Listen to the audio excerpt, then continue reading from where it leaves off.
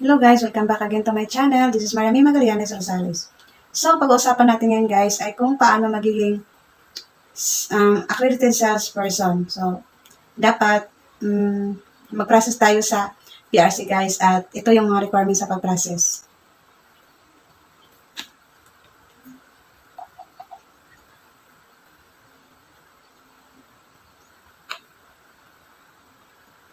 Number 1, must be of legal age 18 years old and above. So, dapat 18 years old and above yung pwede guys. Then 2, must completed 72 units of college education. And then get your transcript of record from the school that you have attended. Then, number 3, find a licensed real estate broker that you can work with. So, humanap ka ng real estate broker. Dahil napakarami nila guys. Pipili ka lang kung sino ang sa kanila. Then, 4, attend 12 CPD units as your broker about this. So kung attend ka na 12 CPD units, kailangan yun 3-day seminar guys. At kadalasan is sa Zoom lang ang 12 CPD units. So, ito yung halimbawa ng certification nila guys. So, ayan guys. At bumili pa ako ng documentary stamp tax para dito ilagay. So, ito yung photocopy niya guys. Certification of completion sa pag-attend ko ng real estate brokerage seminar for entry-level salespersons. And then, 5, download and fill up this form. Ito yung form na para ma-accredited ka sa real estate. So, dapat nakasign dito ang iyong broker. Then, ibibigay ito ng broker mo guys para fill upan mo dahil isa ito sa mga requirements na ibigay mo sa PRC. Then, proceed to the nearest PRC office in your area together with the following requirements. Original and photocopy of NSO Certificate of Live Birth or PSE, the PSE na ngayon. And then, original and photocopy of NSO Marriage Certificate.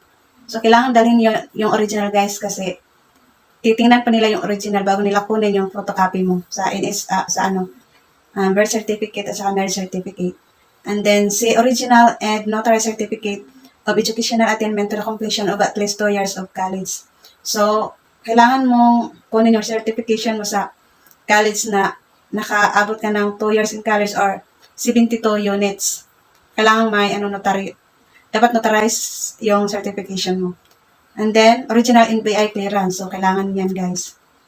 And then, original and notarized certificate of 12 credit units on real estate brokerage. So, dapat naka-notarize. Ito halimbawa guys, dito. Ito yung notarized guys. And then, prepare at least 4 pieces picture of PRC purposes with white background and your name. So, may name tag talaga. Passport size guys. Then, prepare registration fee payment. So, dito sa amin sa Butuan is 450 yung babayaran na registration fee payment. Then, pag natapos ka na dito guys, ay maghihintay ka lang ng 3 months up to 6 months para magiging accredited ka na. So, after makuha mo yung resolution number sa PRC, meron na namang papasokin mo guys. Magpaparegister ka na naman kung may plano kang magbenta ng mga subdivided lots and condominium. So, you need to register with the Department of Human Settlements and Urban Development. So, it is previously named as Housing and Land Use Regulatory Board. So, noon ay it's LURB at ngayon ay DHSCOD na siya.